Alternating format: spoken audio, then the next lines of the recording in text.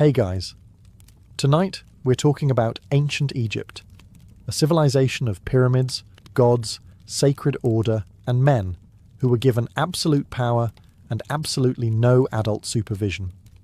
So before you get comfortable, take a moment, like the video, and subscribe.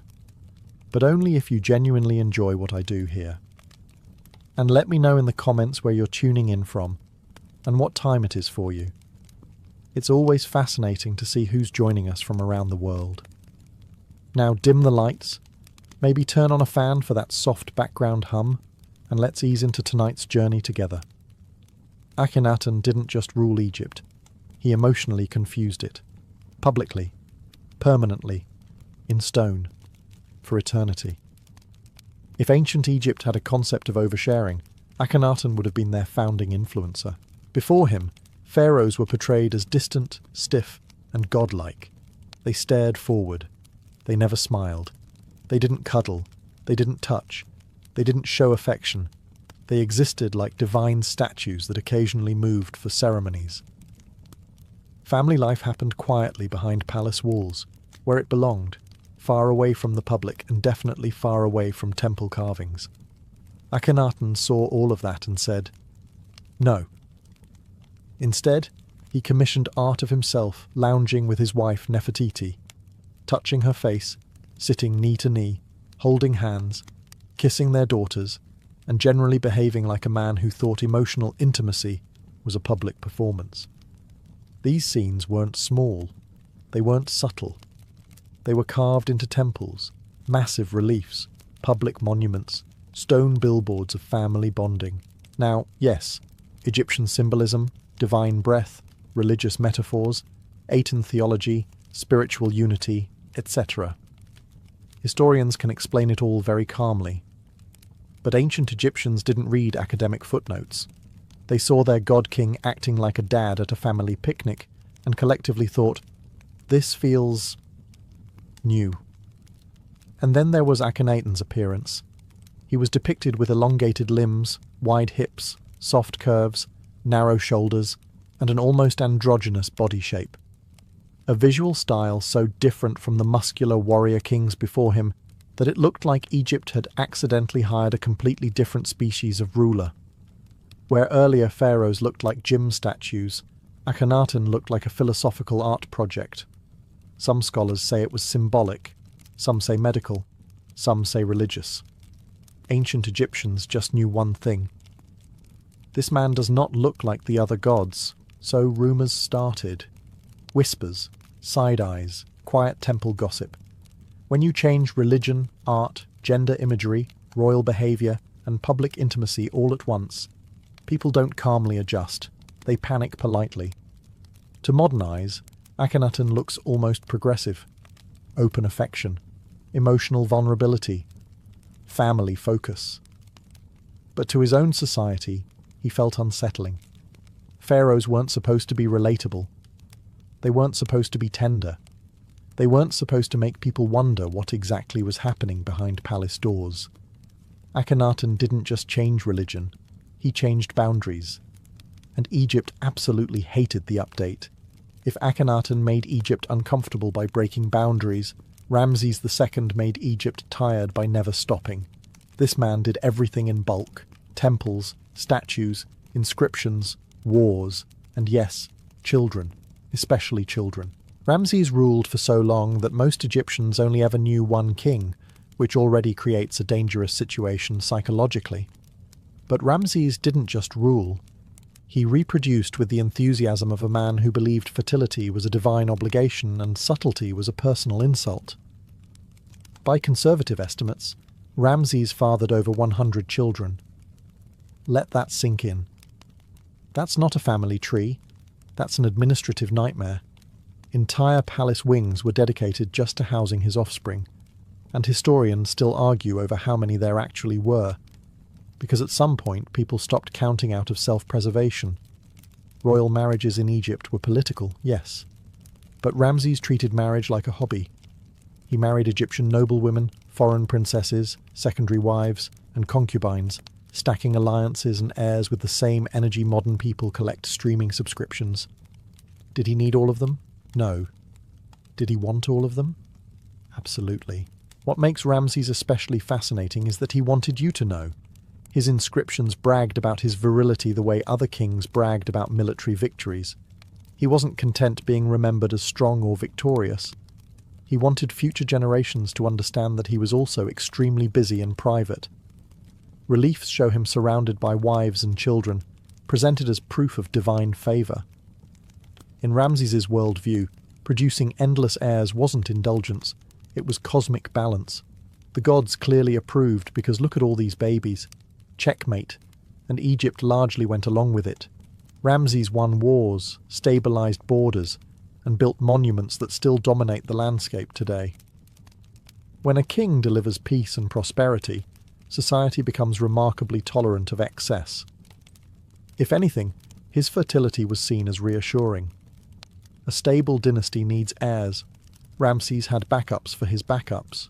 But from a modern perspective, it's hard not to notice how unchecked power manifests. Ramses never faced limits. No one said enough.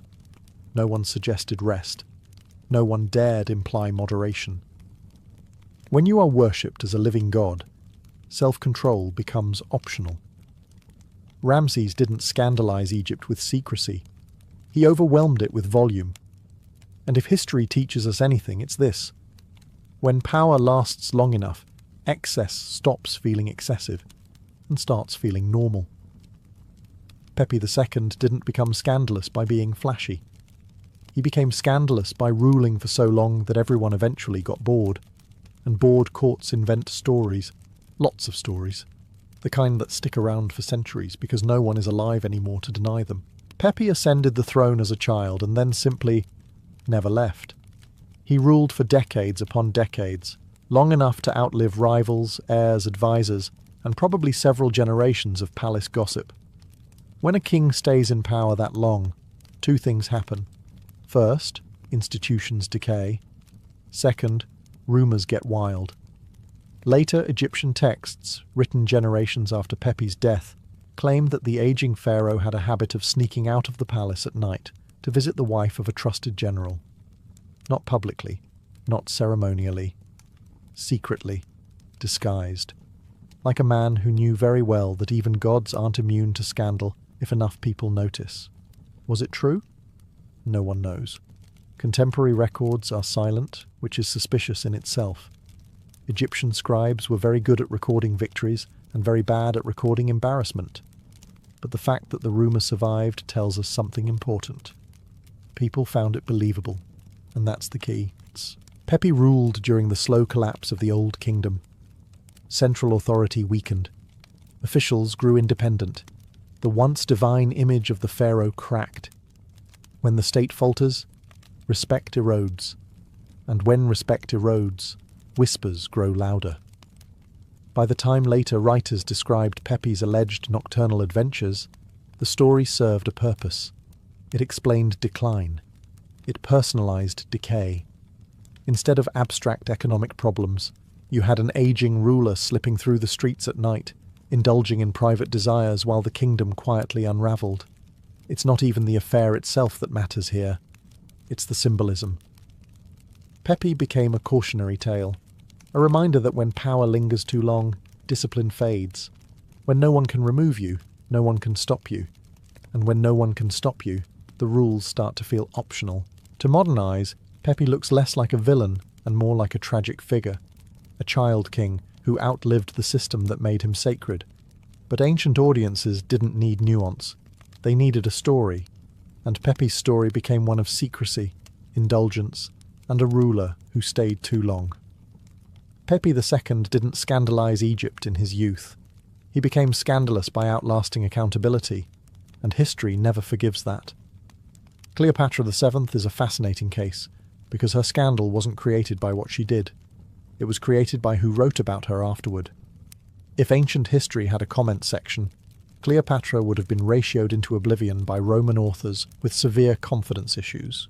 To be clear, Cleopatra ruled Egypt intelligently, spoke multiple languages, stabilized a collapsing kingdom, and negotiated directly with the most powerful men in the Mediterranean. Naturally, Roman historians looked at this and thought, Obviously, she must be dangerously seductive, because heaven forbid a woman be competent without some kind of moral explanation. Most of what we know about Cleopatra's supposed excess comes from Roman writers who despised her. These were men who lived in a society deeply uncomfortable with women wielding political power. When Cleopatra aligned herself with Julius Caesar, and later Mark Antony, Roman propaganda didn't describe this as diplomacy. It described it as enchantment, magic, corruption, the ancient equivalent of saying he only lost because she distracted him. Cleopatra's entrances were theatrical. She understood symbolism. She used luxury, spectacle, and intimacy as political tools. Not because she was indulgent, but because politics in the ancient world was theatre. When she arrived rolled in a carpet or hosted lavish banquets, she wasn't being excessive. She was negotiating in a language Rome understood very well when it benefited them. But once Rome won, the narrative flipped. Suddenly, Cleopatra wasn't a ruler. She was a temptress. Her intelligence became manipulation. Her alliances became indulgence. Her confidence became danger. Roman poets painted her as a decadent Eastern queen who weakened strong Roman men with luxury and pleasure, which is a very convenient story when you want to blame a civil war on someone who isn't Roman.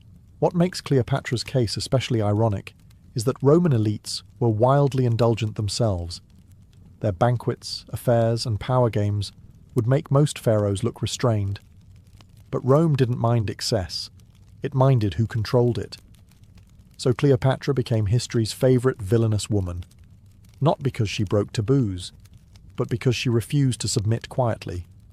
Her perversion was independence.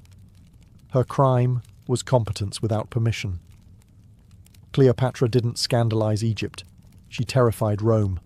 And history, written by the victors, turned fear into scandal. Tutankhamun is often remembered as the polite, golden-faced boy king who didn't really have time to do anything scandalous before dying young. Which is true, but also misleading, because Tutankhamun didn't need to do anything perverted. He was born directly into it.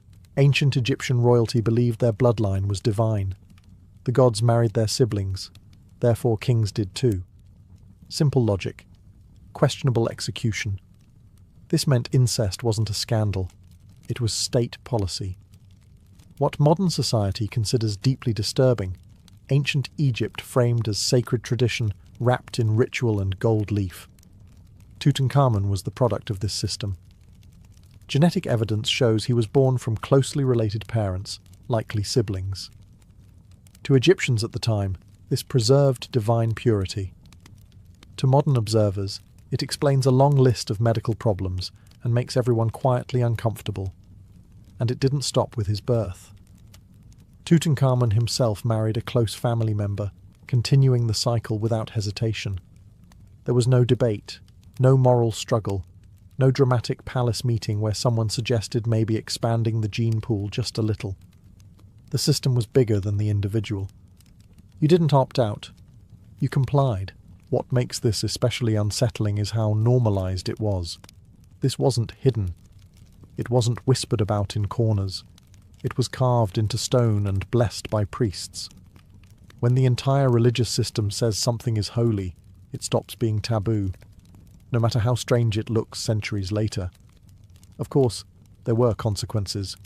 Tutankhamun suffered from multiple health issues, struggled physically, and required medical support just to function normally. Ancient artists tried to hide this behind idealized imagery, but reality leaked through. Divine blood came with very human costs.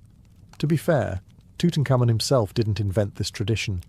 He inherited it. He was a teenager following rules written long before he was born, rules that valued symbolic purity over actual well-being. In that sense, he's less a villain and more a cautionary example of what happens when tradition becomes untouchable. Tutankhamun wasn't perverted in the indulgent sense. He was perverted by system design. When power declares something sacred, it doesn't matter how strange it is. It becomes normal. And everyone pretends not to notice the consequences. If Tutankhamun shows us what happens when tradition runs on autopilot, Amenhotep III shows us what happens when everything is going too well for too long. His reign was one of peace, wealth, and international prestige, which, historically speaking, is when rulers start confusing stability with personal entitlement. Amenhotep didn't conquer relentlessly. He didn't panic about enemies. He inherited a strong state and decided to enjoy it, thoroughly. His Egypt was rich, admired, and drowning in gold. Foreign rulers sent him gifts, daughters, and flattering letters that basically said, "Please like us." And Amenhotep accepted all of it with the enthusiasm of a man who believed the universe was his reward program. His palace life became legendary. Banquets were frequent. Festivals were extravagant. The court overflowed with musicians, dancers, entertainers, and foreign princesses sent as diplomatic gifts. Officially, these marriages secured alliances. Unofficially, Amenhotep collected wives the way people collect souvenirs. Proof he had been somewhere important.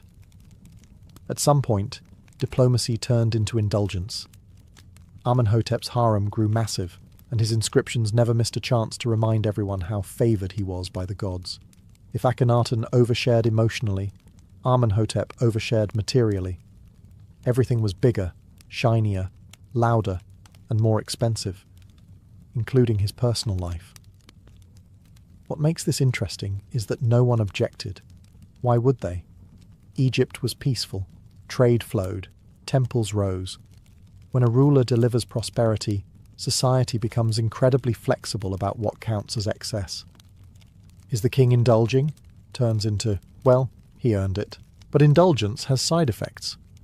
Amenhotep grew increasingly detached from administration, delegating more responsibility while focusing on pleasure and spectacle. By the end of his reign, he ruled more like a divine celebrity than an active governor.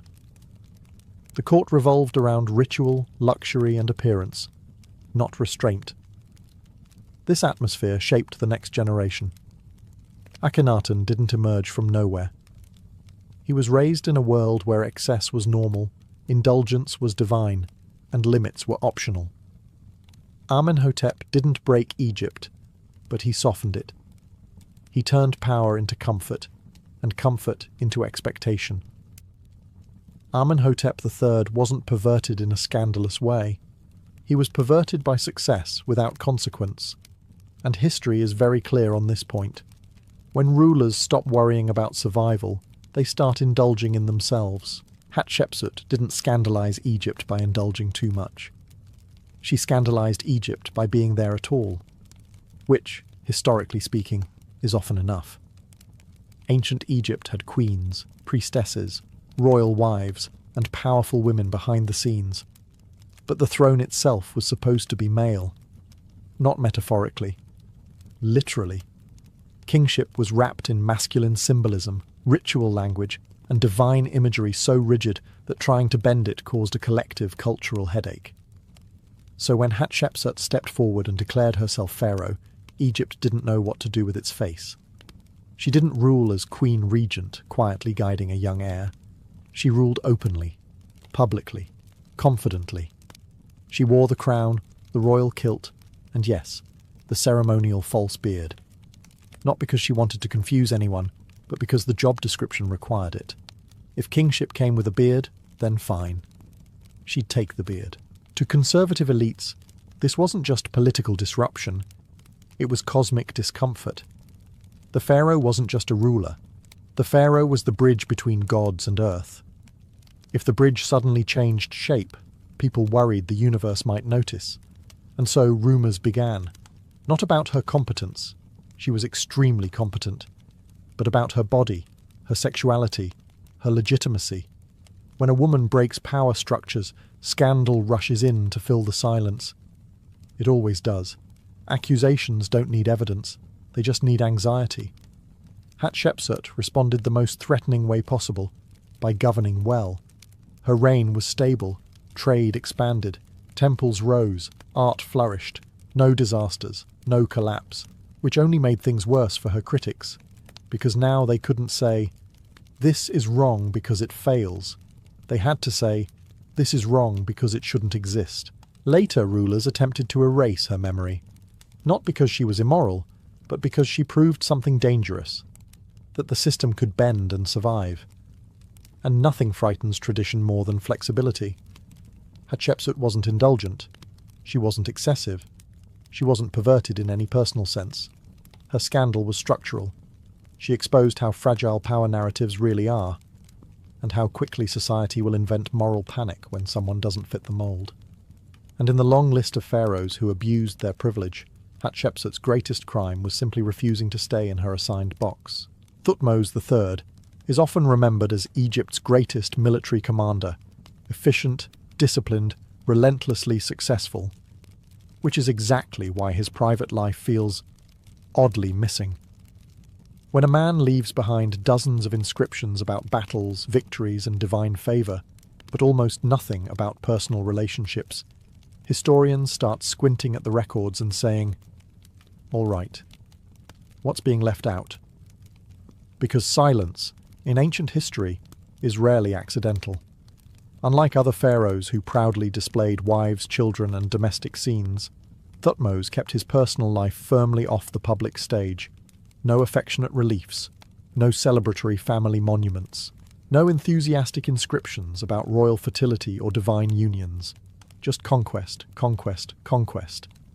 And then more conquest. Now, this could mean Thutmose was deeply private, entirely possible.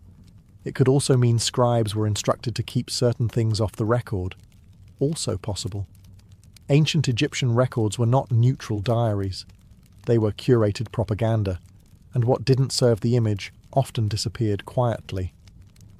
Adding to the intrigue is Thutmose's relationship with his stepmother and predecessor, Hatshepsut. After her death, her images were systematically removed, her names erased, her monuments altered. This wasn't a spontaneous tantrum, it was a calculated effort to rewrite memory. And when a ruler is willing to erase someone so thoroughly, historians wonder what else he was willing to erase. Was this about legitimacy? Likely. Was it about resentment? Possibly. Was it about controlling the narrative of kingship? Almost certainly. Thutmose's reign reinforced a hyper-masculine image of the pharaoh. Warrior, conqueror, unstoppable force. Anything that complicated that image, emotional bonds, unconventional relationships, domestic vulnerability, simply didn't make the cut. If it didn't fit the brand, it vanished. And here's the thing. Extreme control over public image often signals anxiety beneath the surface. When power is secure, rulers can afford openness. When it feels threatened, silence becomes policy. Thutmose III didn't scandalize Egypt with indulgence. He scandalized historians with absence. His perversion, if we're using the term loosely, wasn't excess. It was erasure. A reminder that power doesn't just express itself through indulgence. Sometimes it hides. Sometimes it deletes. Sometimes it leaves behind a spotless image so clean it feels artificial. And in ancient history, the cleanest images often hide the messiest truths. Seti I rarely shows up on lists of scandalous rulers, which is exactly why he belongs here. He represents a quieter kind of excess, the kind that doesn't shout, doesn't shock, and never gets caught on temple walls doing anything awkward. Instead, it operates smoothly, politely, and entirely out of reach for everyone else. Seti ruled with confidence and competence.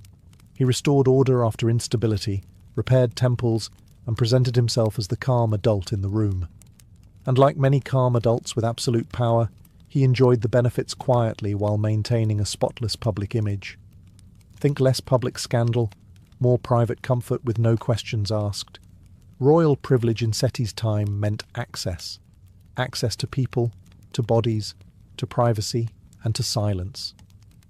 The palace was a sealed world where consent was assumed, hierarchy was law, and no was a word reserved for peasants speaking upward, not for kings receiving downward.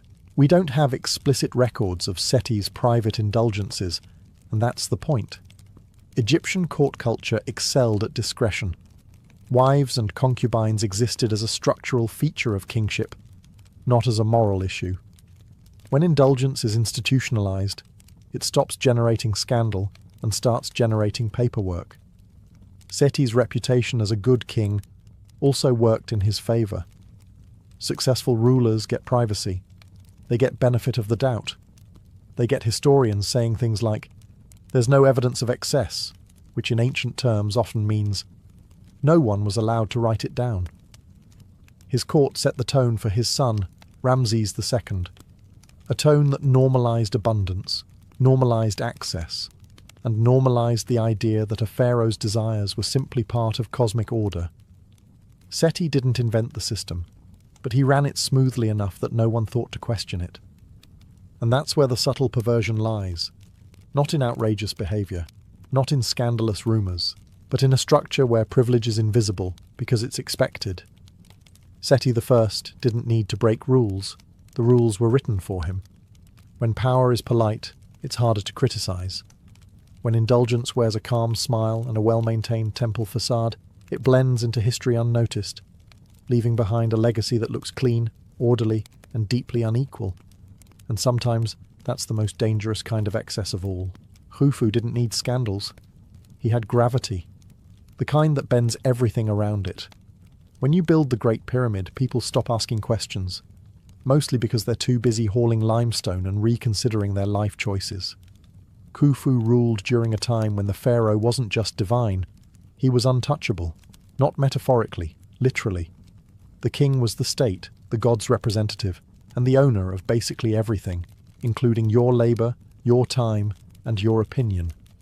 If Khufu wanted something, the universe politely rearranged itself to make that happen. Later, Greek writers painted Khufu as cruel, cold, and morally indifferent.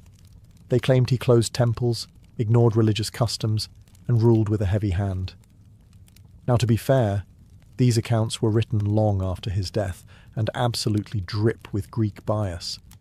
But they tell us something important. Khufu's reputation curdled over time.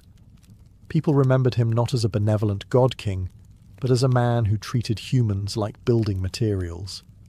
And here's where the perversion comes in, not sexual, but psychological. When no one can say no to you, boundaries dissolve. Privacy becomes infinite. Desire becomes policy. Khufu didn't need to flaunt indulgence, because indulgence was assumed. The palace was a closed system where hierarchy replaced consent and silence replaced accountability.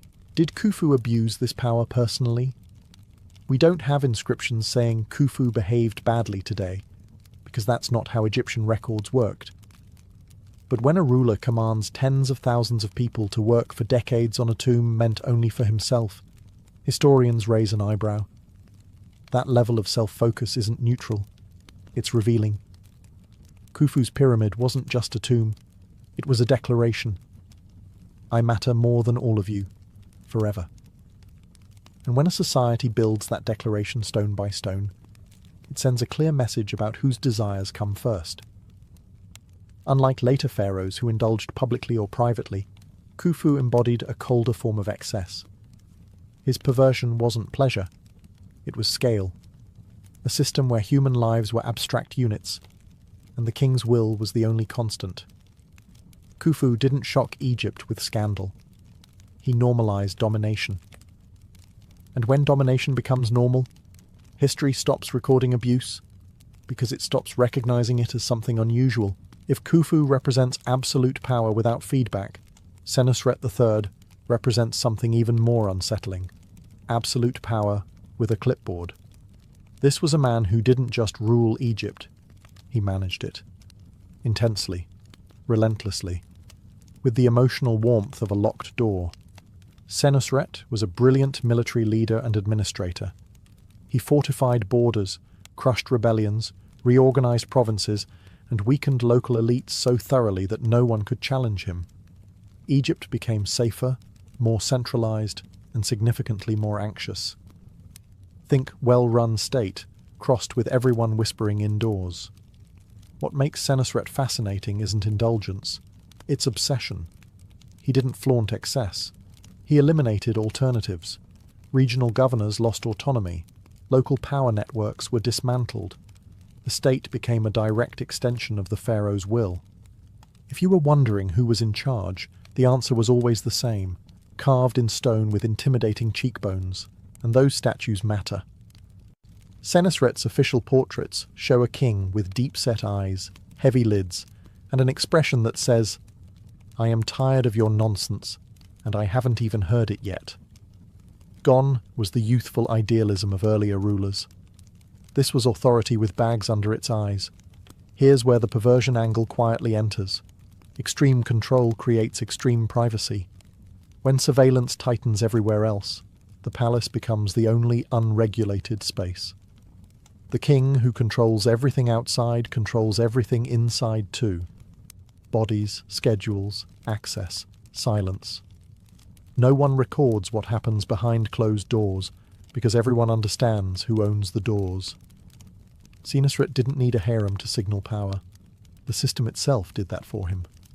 When hierarchy is absolute, consent becomes theoretical. The king's desires don't clash with law, they are the law.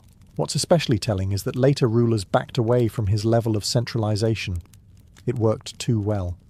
It concentrated too much fear, too much pressure, too much dependence on a single figure.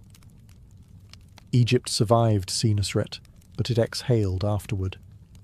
Senusret III wasn't scandalous in the loud sense. He didn't chase excess. He perfected dominance.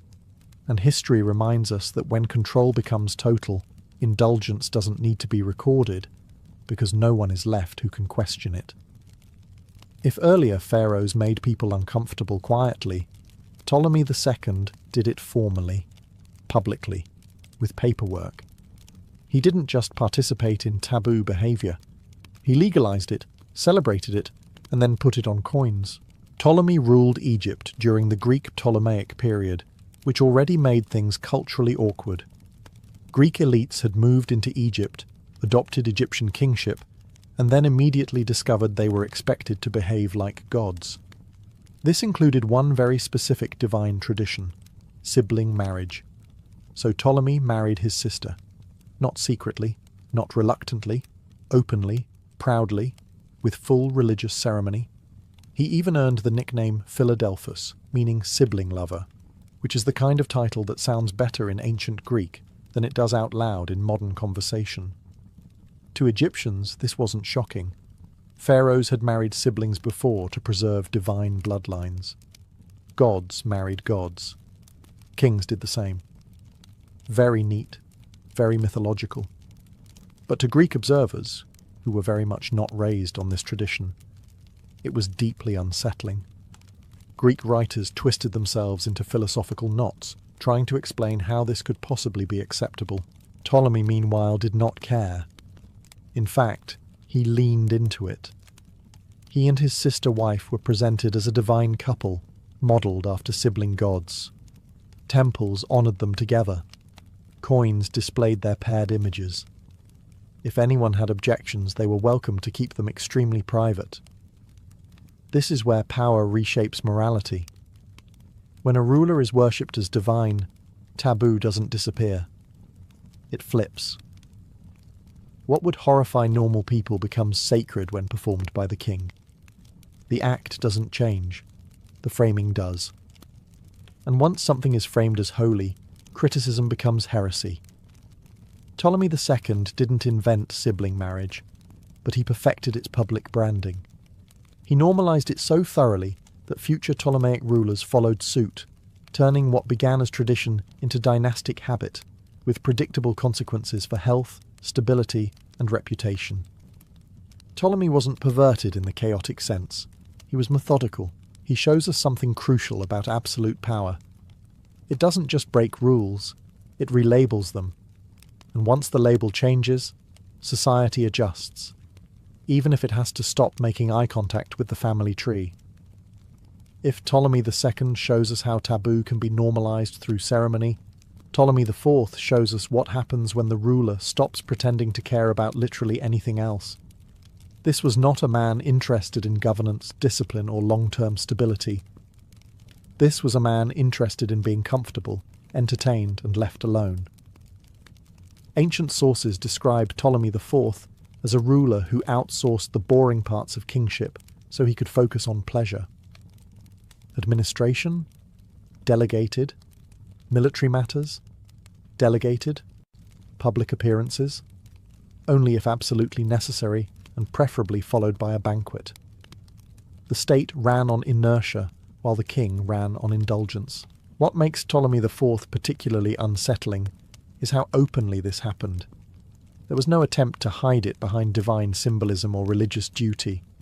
He didn't pretend his excess served the gods or the people. He simply enjoyed the privileges of absolute power and let everyone else deal with the consequences. The royal court became a playground. Entertainers, favourites and courtiers competed for influence not through competence, but through proximity. If you wanted power, you didn't govern well, you pleased the king. And pleasing the king often meant encouraging the very behaviours that were hollowing out the state. Ancient historians accuse him of surrounding himself with corrupt advisors and indulging in constant luxury while Egypt's institutions weakened. Now, as always, we should read hostile sources carefully. But even allowing for exaggeration, a pattern emerges. When leadership becomes optional, decadence fills the vacuum. The irony is that Ptolemy IV still ruled a powerful kingdom. Egypt's wealth masked dysfunction. As long as grain shipments flowed and rituals continued, the illusion of stability held. But beneath the surface, neglect spread quietly, the most dangerous kind of decay. This is indulgence not as scandal, but as abandonment. A ruler so insulated by power that consequences feel theoretical. Ptolemy didn't shock people with outrageous acts. He disappointed them with absence. Ptolemy IV wasn't perverted because he crossed taboos. He was perverted because he stopped caring. And history is unforgiving to rulers who treat power like a luxury item. When indulgence replaces responsibility, decline doesn't arrive with drama. It arrives slowly, politely, and then all at once. Nero was not an Egyptian pharaoh. He did not wear the crowns of Upper and Lower Egypt. He did not build pyramids, and he did not pretend to be Horus in human form. And yet, in Egypt, he might as well have been one. Under Roman rule, emperors were worshipped in Egypt as divine figures. This meant that Nero, a man already famous for excess, ego, and questionable decision-making, suddenly found himself receiving religious reverence in a culture that treated rulers as gods by default. This was not a healthy combination. Egyptian temples honoured Nero with statues and inscriptions. Priests performed rituals in his name. Offerings were made. To Egyptians, this was business as usual. To Nero, this was validation on an almost dangerous level. He didn't just rule, he was adored by divine right in a land that specialized in ceremonial worship. And Nero loved ceremony. Roman sources already describe him as theatrical, indulgent, and deeply invested in his own image. Add Egyptian divinity to that mix, and you get a ruler who felt not just powerful, but cosmically justified. When a man who enjoys applause is told the gods demand it, restraint exits the room quietly. Unlike earlier pharaohs who were shaped by Egyptian tradition from birth, Nero dropped into the role fully formed, with Roman habits intact. The result was a collision of cultures, Roman excess wrapped in Egyptian sanctity. The rituals continued, the incense burned, and the emperor's ego expanded accordingly. What's especially telling is how differently Egypt remembered Nero compared to Rome. Roman writers loathed him. Egyptian records were neutral to positive. Why? Because Egypt had centuries of experience surviving rulers who behaved badly behind divine masks. Nero wasn't shocking there. He was familiar. He represents a strange turning point. The pharaohship without responsibility. Nero received worship without having to maintain the ancient balance Egyptian kings were expected to uphold. He didn't protect Ma'at. He didn't embody cosmic order. He just accepted the benefits. Nero's perversion wasn't uniquely Egyptian. It was imported. He shows us what happens when absolute reverence meets absolute ego, stripped of the cultural restraints that once kept divine kingship somewhat grounded. Egypt didn't change Nero. Nero simply took advantage of Egypt. And in that sense, he may be the most honest chapter in this story. Proof that when anyone is treated like a god long enough, they start acting like one. Badly. After 15 pharaohs, one pattern should feel impossible to ignore. Ancient Egypt didn't produce unusually perverted rulers.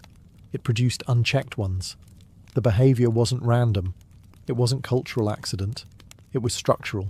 Pharaohs weren't just kings. They were living gods. Their bodies were sacred. Their words were law. And their desires were framed as cosmic will. In that kind of system, restraint doesn't disappear overnight. It simply never develops.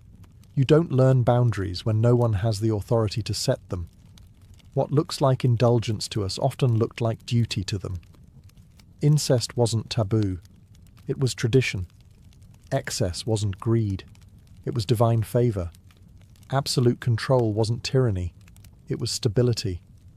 When the entire culture reinforces these ideas, behaviour that would be condemned elsewhere becomes normalised, even celebrated. And once something is normalised, it stops being questioned. Some pharaohs leaned into intimacy, some into luxury, some into domination, some into silence. Some did very little at all, trusting the system to run itself while they enjoyed the benefits.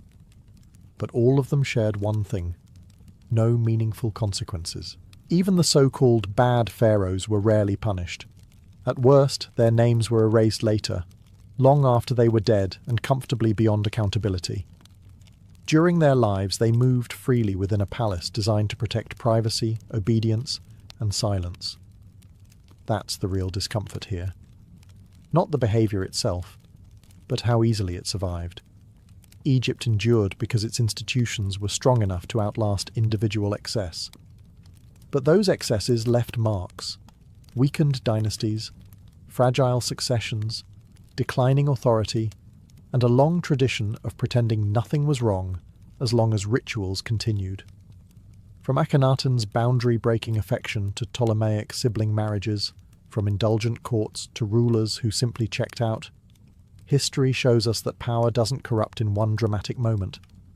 It corrodes slowly, politely, and often with incense burning in the background. So when we call these pharaohs perverted, what we're really saying is this: they lived in a world where nothing pushed back. And history's quiet warning is simple. Whenever power becomes sacred, human behaviour stops being negotiable. Not because people become worse, but because no one is allowed to say no. And that, more than any scandal, is what turns rulers into legends, and systems into cautionary tales. Victoria was not raised to be queen. That is the great irony at the heart of her childhood. Born in 1819, she entered the world as a minor royal afterthought, fifth in line to the British throne, small, sickly, and very easy to overlook. No one at court looked at the infant princess and thought she would one day become the face of an empire stretching across the globe. That assumption, of course, did not age well. Her early years were defined by something known as the Kensington system, a rigid and suffocating method of upbringing, devised by her mother and her mother's ambitious advisor. Its purpose was simple and cruel: total dependence. Victoria was rarely allowed to be alone. She slept in her mother's bedroom, was constantly supervised, and had every hour of her day scheduled with near military precision. Even her toys were inspected. Even her walks were timed. Privacy, as a concept, simply did not exist. This was not a childhood designed for joy. It was designed for control. The young princess was isolated from other children, discouraged from forming emotional attachments, and trained to obey without question. The message was subtle but constant. You are fragile, you need guidance, and you cannot survive on your own. For a girl who would later rule with iron consistency, this early helplessness cut deep. Yet something unexpected happened. Instead of breaking her, the system sharpened her. Victoria developed an intense inner life. She read obsessively, wrote constantly, and learned to observe people closely, since she had little power to influence them. She became stubborn, emotionally guarded, and fiercely aware of her own dignity. If she could not control her world, she would at least control herself. By the time she reached her teens, the line of succession had quietly collapsed around her. Uncles died. Heirs failed to appear. Suddenly, the overlooked child was the inevitable future monarch. The same people who once treated her as a pawn now bowed and smiled a little too eagerly. At 18, Victoria would inherit the crown. But long before that moment, she had already learned the most important lesson of her life. Power could be lonely, but dependence was unbearable. That belief would shape everything that followed. Victoria became queen in a quiet room, early in the morning, half awake and still wearing a nightgown. There was no dramatic trumpet blast, no crowded hall, no moment of theatrical destiny. Just two men standing at the foot of her bed, informing her that her uncle was dead, and that she was now the ruler of Britain. She was 18 years old, barely an adult by modern standards, and entirely unprepared for the scale of what had just landed on her shoulders. Yet her first instinct surprised everyone. She asked to be alone. For the first time in her life, she had a room to herself. No mother sleeping nearby, no advisor hovering, no schedule imposed by someone else's ambition. That single request was small, but symbolic. The girl raised to depend on others had decided that her reign would begin with independence. Victoria's early months as queen were marked by intense scrutiny. Many expected her to be weak, pliable, easily steered by politicians twice her age. Instead, she proved stubborn, emotional, and very much aware that she was queen by right, not by permission. She listened closely, but she decided for herself. This unsettled a political world accustomed to managing monarchs behind the scenes. Her closest relationship quickly formed with her Prime Minister, Lord Melbourne, a worldly, charming figure who became her political tutor and emotional anchor. He guided her through paperwork, explained parliamentary manoeuvring, and offered reassurance when the weight of the crown pressed too hard. Critics whispered that she relied on him too much. They were not wrong. But after a childhood defined by control, Victoria had chosen her dependence carefully. The public watched her obsessively. Every gesture was analysed. Every expression became a statement. She was young, unmarried, and visibly human in a role designed for distance and ceremony. Crowds adored her vulnerability. They saw not an abstract monarch, but a girl trying to grow into power in real time. Still, the job was relentless. Boxes of documents arrived daily. Audiences never ended. Decisions carried consequences she could not fully see yet. Victoria worked hard, sometimes too hard, driven by a fear she never voiced, that any sign of weakness would invite someone else to take control again. Her reign had begun not with confidence, but with resolve. She would learn quickly, rule personally, and guard her authority fiercely. The crown had come to her suddenly, but she had no intention of letting it slip just as easily. Victoria did not fall in love quietly. When Prince Albert of Saxe-Coburg and Gotha entered her life, he did not simply become her husband, he became the centre of her emotional universe. She met him first as a teenager, but it was their reunion a few years later that changed everything. This time, she was queen, and protocol demanded that she be the one to propose. She did so eagerly, almost urgently, as if afraid the opportunity might vanish if she hesitated. Their marriage in 1840 was not merely romantic. It was political, personal, and deeply psychological. Victoria adored Albert with an intensity that bordered on obsession. She wrote of him constantly, praised him endlessly, and leaned on him for guidance in matters both public and private. For a woman raised under strict control, this devotion was not a contradiction. It was familiar. The difference was that this time, she had chosen it. Albert was intelligent, disciplined, and deeply serious about duty. He believed monarchy should be moral, efficient, and visibly respectable. Slowly, almost imperceptibly, he began to shape the tone of Victoria's reign. He organised her schedule, reviewed state papers, and influenced policy discussions. Officially, he had no power. In practice, he had enormous influence. Critics noticed. Parliament muttered. Victoria, fiercely protective, dismissed them all. Their marriage was not always easy. Victoria resented pregnancy, despised childbirth, and struggled with the physical toll of having 9 children. Yet she clung to Albert emotionally, needing his approval, his presence, his steadying influence. He became her anchor, the one person who made the crown bearable. Together, they rebranded the monarchy. Gone was excess and scandal.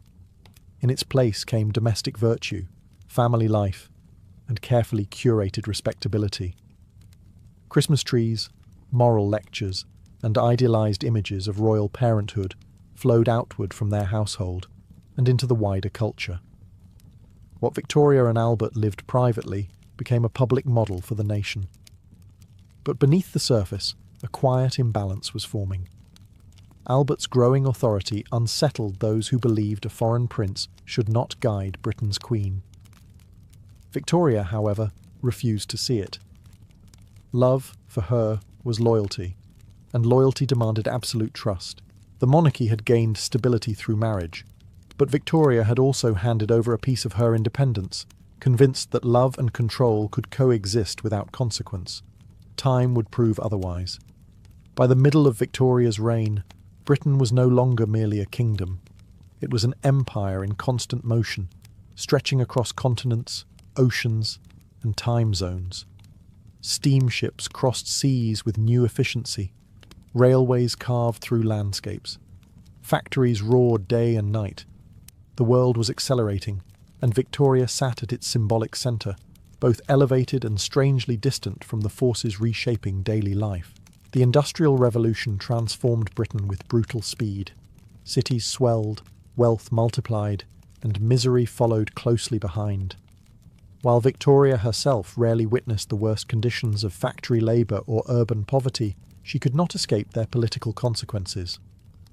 Reform bills, social unrest, and calls for expanded rights landed on her desk with relentless regularity. Her role was constitutional, not executive, but influence flowed through conversation, expression, and subtle pressure. Victoria believed deeply in hierarchy and order. She saw empire as a civilizing mission, not a moral contradiction. To her, Britain's expansion represented stability, discipline, and progress, even when it brought violence and exploitation. This worldview was not unusual for her time, but her position gave it immense symbolic power. The empire grew under her name, even when she personally played little role in its management. Publicly, she embodied continuity. Privately, the weight of responsibility pressed heavily. The crown demanded emotional restraint. The monarchy demanded visibility. The empire demanded certainty. Victoria responded by working relentlessly, reading state papers late into the night, and maintaining constant correspondence with ministers. She may not have ruled directly, but she refused to be irrelevant. Albert remained her partner in this world of accelerating change. He championed science, education, and technological progress, believing that monarchy must adapt or perish. The Great Exhibition of 1851, housed in the Crystal Palace, became the ultimate expression of their shared vision. It celebrated industry, invention, and British dominance under a glass cathedral of modernity. Victoria saw it as proof that their moral monarchy could thrive in an industrial age. Yet cracks were forming. Political tensions intensified. Class divisions widened. The empire's reach expanded faster than its moral justifications could sustain. Victoria sensed instability, even if she could not fully articulate it. She clung tighter to tradition, to family, and to the belief that duty itself could hold the world together. The crown had become heavier, not because of opposition, but because the world beneath it was changing too fast to control. Albert's death in 1861 shattered Victoria in a way no political crisis ever could. He was only 42, worn down by illness and exhaustion, and when he died, something inside the Queen collapsed with him. This was not a loss she could manage with duty or discipline. It was personal, total, and irreversible. Victoria did not simply mourn her husband. She retreated from life itself. Almost overnight, the public queen vanished. Curtains were drawn, public appearances ceased. Court life froze. Victoria dressed in black and would never wear another colour again. She preserved Albert's rooms exactly as he had left them, insisting that his clothes be laid out daily, his shaving water refreshed, as if death were merely a prolonged absence. Grief became ritual. Ritual became identity. For a nation accustomed to seeing its monarch as a symbol of strength and continuity, this withdrawal was unsettling. Critics accused her of neglecting her duties. Satirical cartoons portrayed her as a recluse, ruled by sorrow. Some even questioned whether the monarchy itself could survive a queen who refused to be seen. Victoria was aware of the criticism, but she did not care. The world, to her, had ended. Everything else felt secondary. In reality, she continued to rule from behind closed doors. Papers were read, decisions were made, ministers were consulted, but the emotional centre of her reign was gone. Albert had been her interpreter, her filter, her stabilising force. Without him, she felt exposed and adrift, suddenly aware of how much of her confidence had rested on his presence.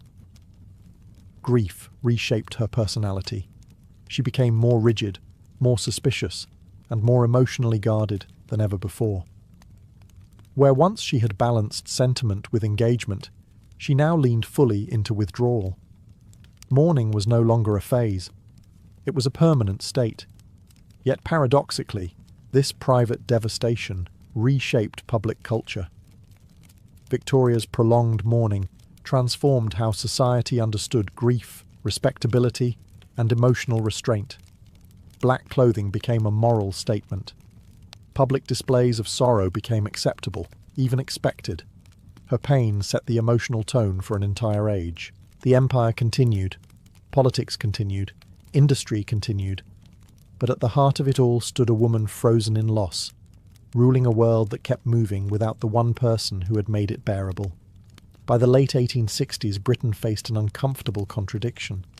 Its empire was expanding, its economy booming, and its global influence unmatched, yet its queen remained largely invisible. Victoria's prolonged mourning had stretched from months into years, and public patience was wearing thin. Newspapers grumbled, politicians worried. Republican sentiment, once marginal, began to surface more openly. A monarch who could not be seen, some argued, might as well not exist. Victoria felt these pressures keenly, even as she resisted them. She believed her grief was not weakness, but fidelity. To move on publicly would feel like betrayal. Yet she was also acutely aware that the monarchy depended on visibility and ritual. Slowly, reluctantly, she began to re-emerge, not as the young queen of 1837, nor as the devoted wife of 1840, but as something new, the widow queen. This new role carried its own authority. Victoria presented herself as a figure of endurance rather than vitality, moral gravity rather than charm. She spoke less, appeared sparingly, and allowed silence to do much of the work. When she did return to public ceremonies, she was met not with resentment, but with sympathy. Her grief, once criticised, had become familiar. In time, it even became reassuring.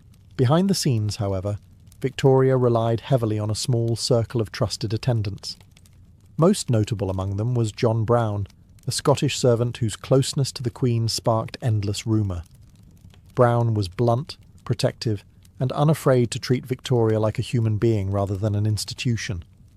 Their relationship scandalised courtiers and delighted cartoonists, but it served a vital function. He grounded her. After years of emotional isolation, Victoria needed someone who spoke plainly and expected nothing from her crown. Politically, her confidence returned unevenly. She resisted reforms she disliked, supported ministers selectively, and asserted her opinions with renewed sharpness.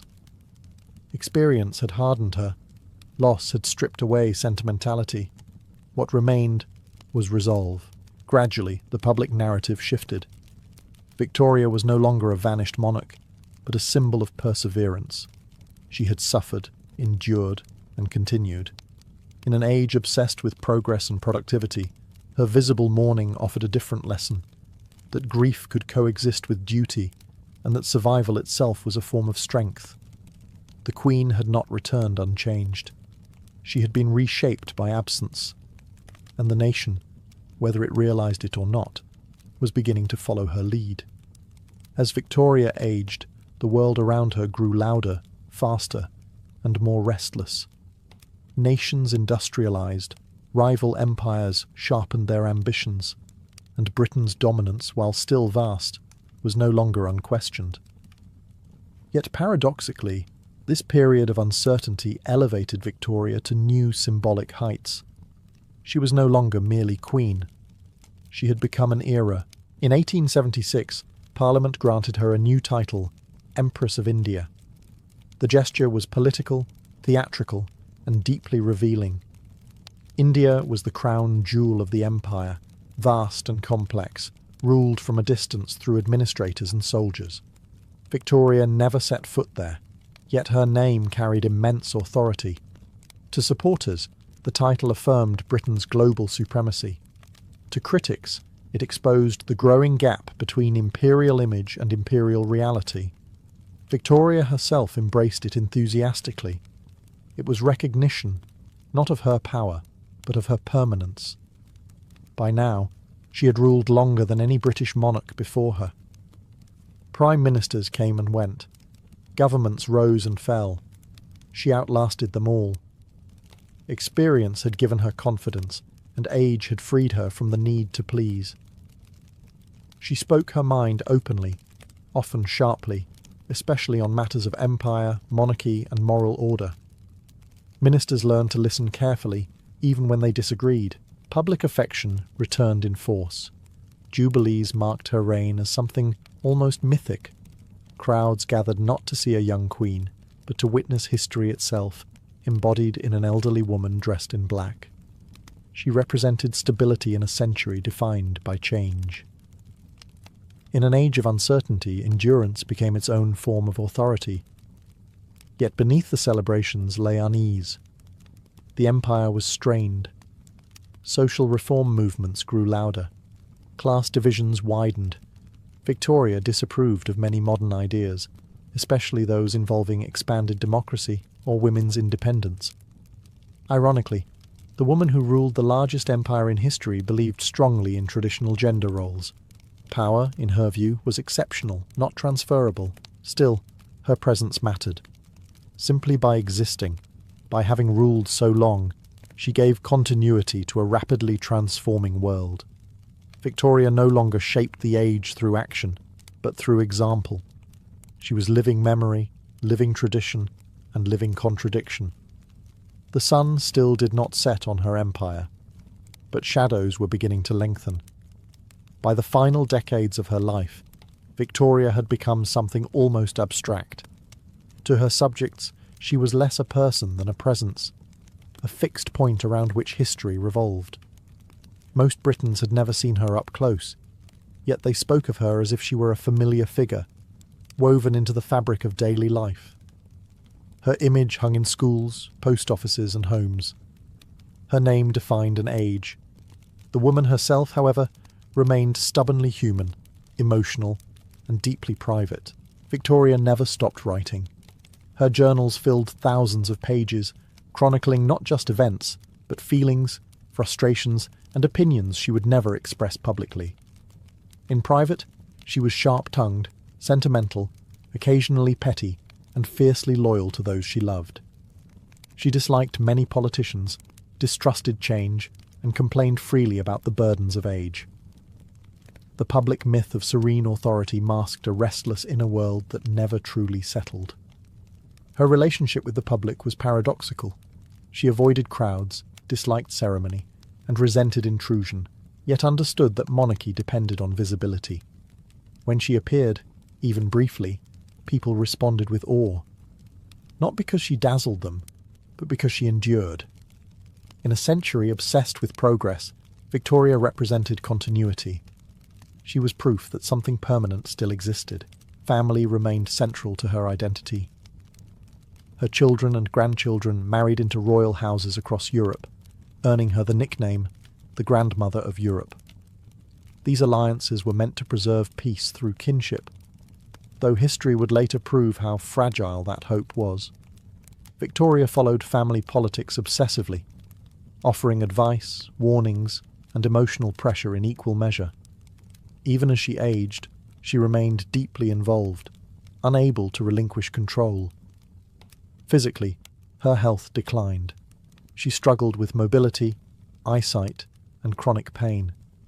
Yet she refused to abdicate or retreat entirely. The crown, once placed on her teenage head, had become inseparable from her sense of self. To give it up would mean surrendering the last structure holding her life together. By the end, Victoria was both everywhere and nowhere. She shaped morality, identity, and memory simply by existing. The empire spoke in her name. The age carried her imprint. But behind the myth remained a woman who had loved fiercely, lost deeply, and carried duty long after joy had faded. Queen Victoria died in 1901 at the age of 81, closing a chapter of British history so long that it felt almost timeless. For most of her subjects, she had always been there. Generations were born, lived, and died under her reign. Her passing was not just the death of a monarch. It was the end of a psychological era. Her final years were marked by increasing frailty, though her will remained stubbornly intact. Even as her body failed, she continued to read state papers, receive ministers, and comment sharply on world affairs.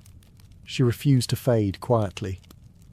The crown, which had shaped her since adolescence, stayed with her until the end, not as an ornament, but as an obligation she never believed she had the right to abandon. The reaction to her death was immense. Across Britain and the Empire, mourning erupted on a scale rarely seen. Shops closed, bells tolled, black crepe draped cities and colonies alike. For a nation accustomed to her presence, the silence felt unsettling.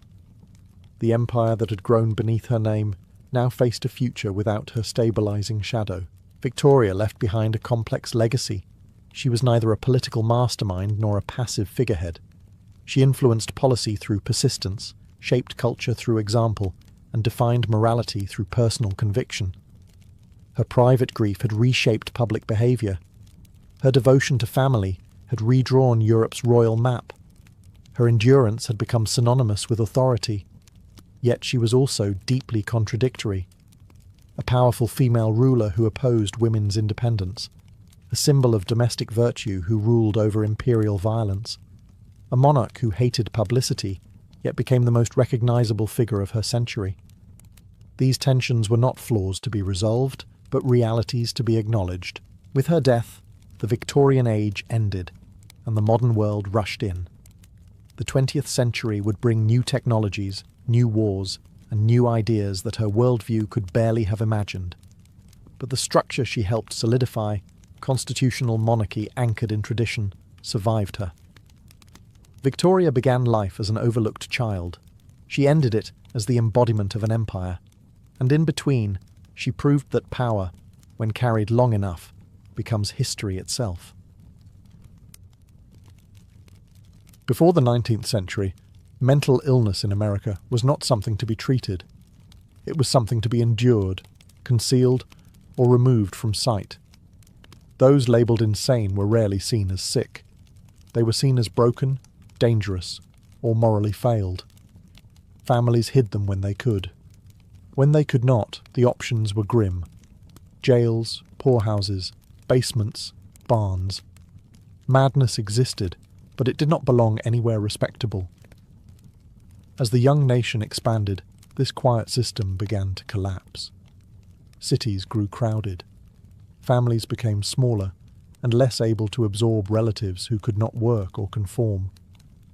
Industrial life demanded productivity, punctuality, and restraint. Anyone who could not meet those expectations stood out sharply. The mad were no longer invisible. They wandered streets, disrupted workplaces, frightened neighbours. Society could no longer pretend they were rare exceptions. At the same time, a new idea was taking hold.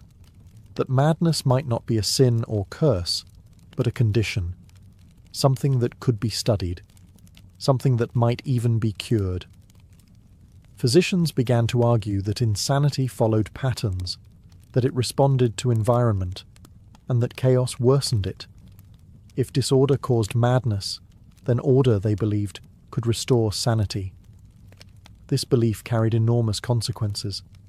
The solution was not freedom or understanding, it was separation. Madness needed to be moved indoors, away from families, away from streets, away from daily life. Specialized institutions would remove the afflicted from society and place them under supervision, structure, and routine. Out of fear, reform was born.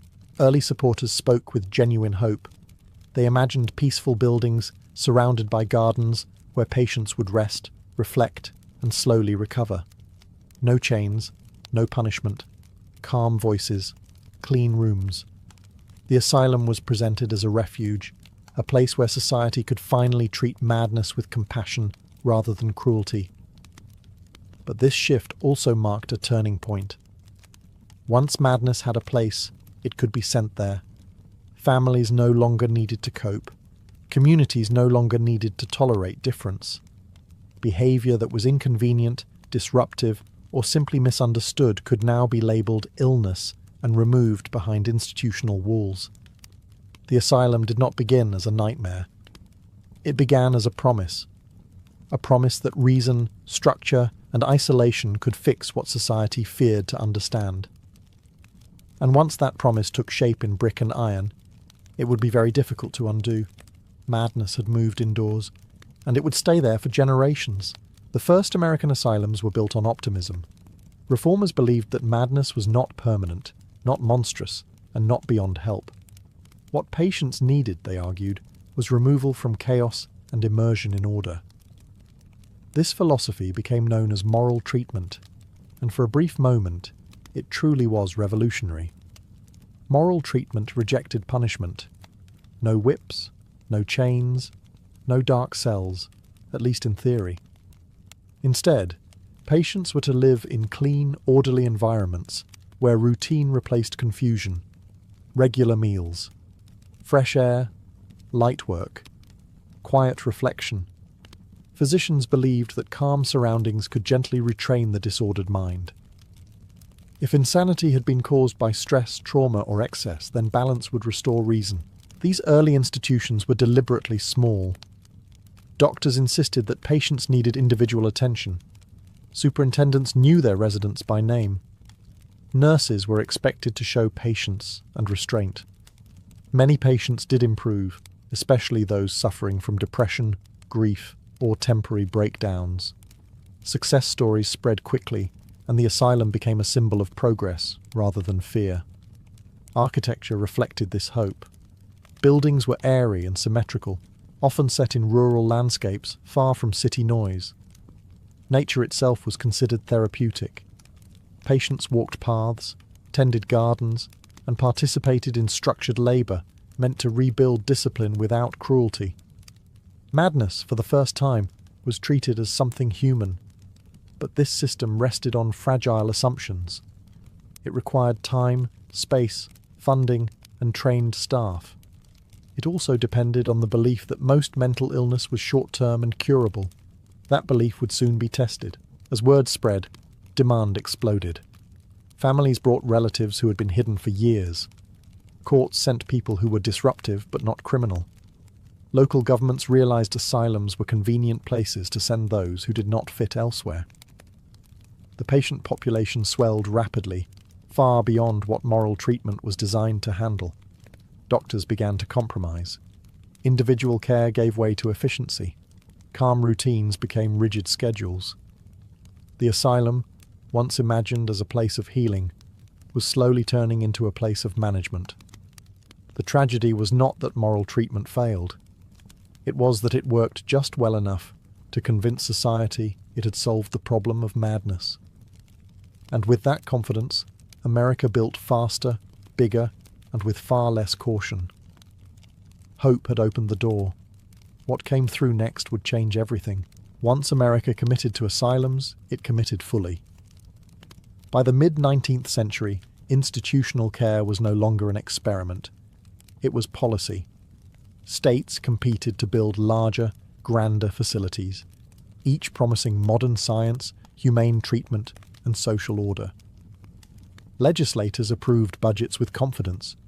The asylum was no longer just a medical solution, it was a civic one. This expansion was fueled by a powerful belief that insanity could be managed at scale. If one asylum helped dozens, then a larger one could help thousands. Standardization replaced intimacy, rules replaced relationships. Efficiency became the new virtue. Moral treatment, once based on individual care, was stretched thin to fit a system designed for mass containment. The architecture grew monumental. Massive stone buildings rose on hills outside cities, visible from miles away. Their size was intentional. They were meant to project authority, stability, and scientific confidence. Inside, long corridors replaced small wards. Patients were grouped, classified, and labelled. The asylum began to resemble a self-contained city, complete with farms, workshops, and cemeteries. Doctors gained enormous power. Superintendents controlled every aspect of daily life, from sleep to speech to silence. Admission standards widened. People were committed for depression, epilepsy, alcoholism, postpartum distress, or simply being inconvenient to family members. Women were especially vulnerable. Husbands could institutionalize wives with minimal evidence. Disobedience, grief, or exhaustion could be reframed as illness. Once admitted, leaving was difficult. Recovery was defined by compliance. Patients who followed rules were considered improving. Those who resisted were labelled incurable. The line between treatment and punishment blurred quietly, without announcement. Staff shortages became chronic. Budgets rarely matched promises. As populations grew, care declined. Overcrowding eroded the very calm these institutions were meant to provide. Noise replaced serenity. Restraints returned, justified as necessary for safety. What began as protection slid toward control. The asylum system did not collapse suddenly. It drifted. Each small compromise seemed reasonable. Each expansion felt necessary. Few noticed how far it had moved from its original ideals. America had built an asylum state, not out of malice, but out of certainty. And certainty, when left unchallenged, can be far more dangerous than cruelty. For those inside, the asylum was not an idea or a policy. It was daily life. Days were rigidly structured, not for comfort, but for control. Bells dictated when to wake, when to eat, when to work, when to sleep. Silence was encouraged. Obedience was rewarded. Any deviation from routine was noted, recorded, and often punished. Patients were stripped of identity almost immediately. Personal clothing was replaced with institutional garments. Hair was cut. Names were reduced to diagnoses. Records followed them more closely than people did. To the institution, patients were not individuals in distress. They were cases to be managed, behaviours to be corrected, risks to be contained. Work was central to asylum life. Men laboured on farms, in workshops, or maintaining buildings. Women cooked, cleaned, sewed, and did laundry. This labour was described as therapeutic, a way to instill discipline and purpose. In reality, it also kept costs down and institutions running. Refusal to work was treated as defiance, not exhaustion or despair. Privacy barely existed. Dormitories were crowded, bathrooms were shared, surveillance was constant, attendants watched, reported, restrained. Many were poorly trained and overworked. Compassion depended on individual temperament, not policy. Abuse was not universal, but it was common enough to become normalized. Complaints rarely travelled upward. Patients, after all, were officially unreliable. Medical treatment was crude and experimental. Ice baths to shock the system. Rotating chairs to induce dizziness. Bleeding, purging, enforced isolation. These methods were not acts of sadism in the eyes of doctors. They were attempts to impose order on minds believed to be disordered by excess energy or imbalance. Pain was framed as correction. Perhaps the most devastating aspect was uncertainty. Patients rarely knew why they were there or how long they would stay. Some recovered and left. Many did not. Others improved but remained institutionalized because no one came to retrieve them. Families moved on. Records grew thicker. Years passed quietly. For society outside the walls, the asylum solved a problem. Streets were calmer, homes were orderly, disruption had been removed.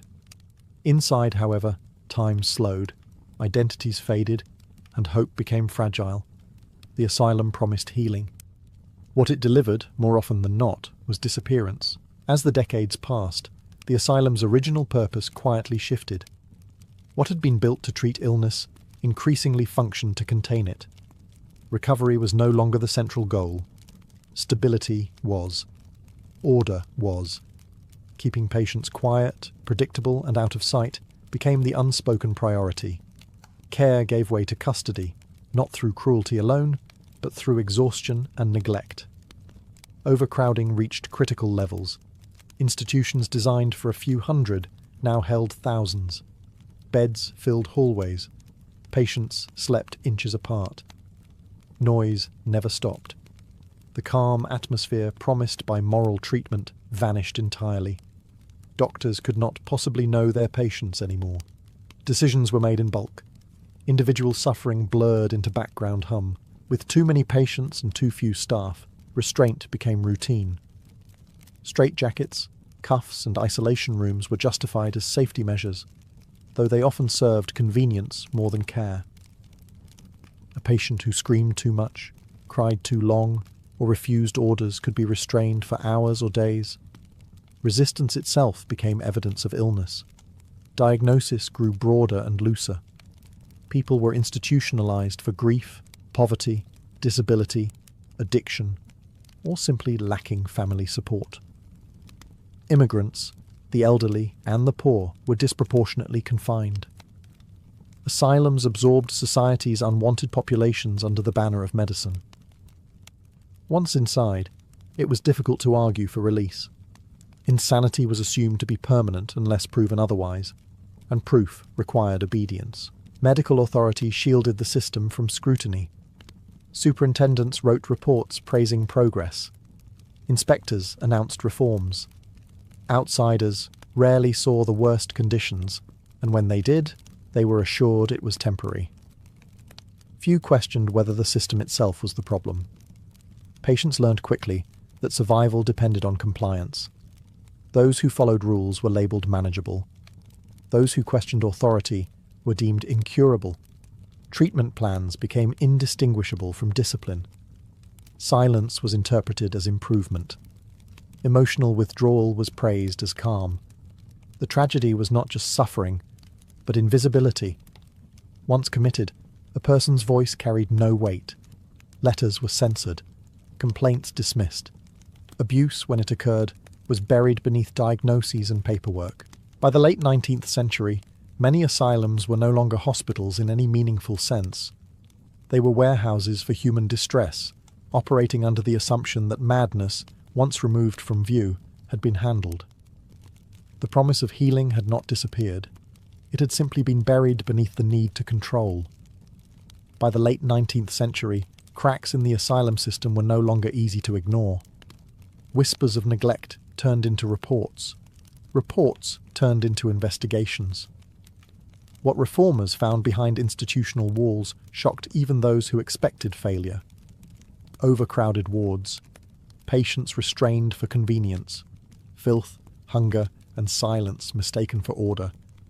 The promise of moral treatment had curdled into routine suffering. Journalists, doctors, and activists began to push back. Among them were former patients, nurses, and reformers who had seen the system from the inside. They described conditions that bore little resemblance to healing.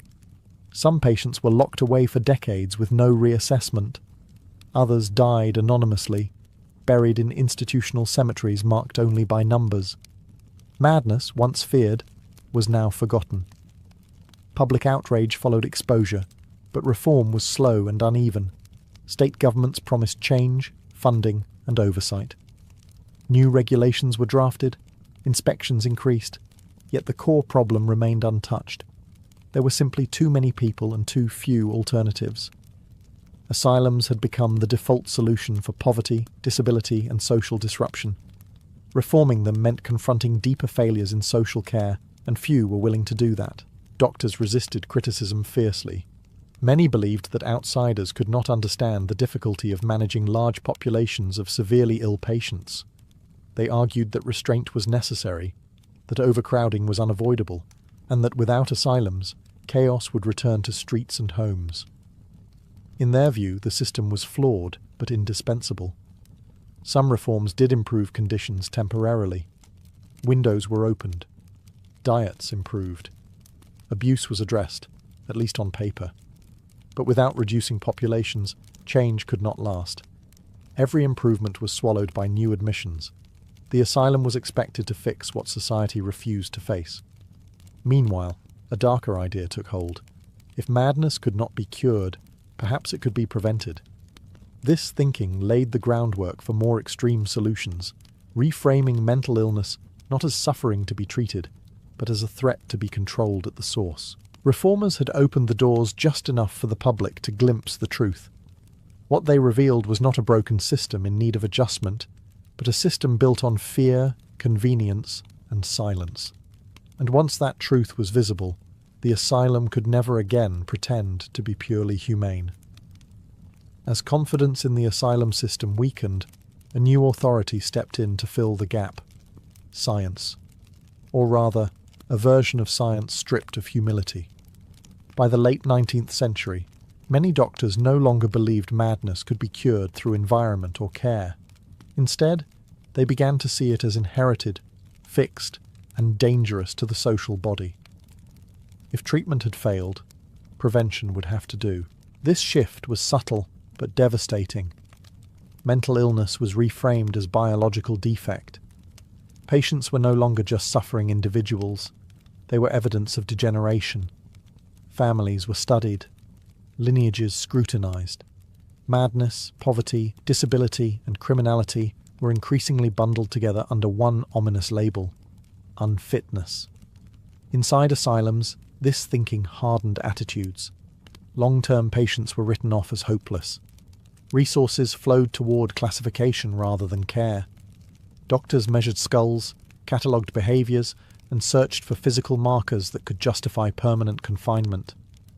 The language of compassion gave way to the language of risk.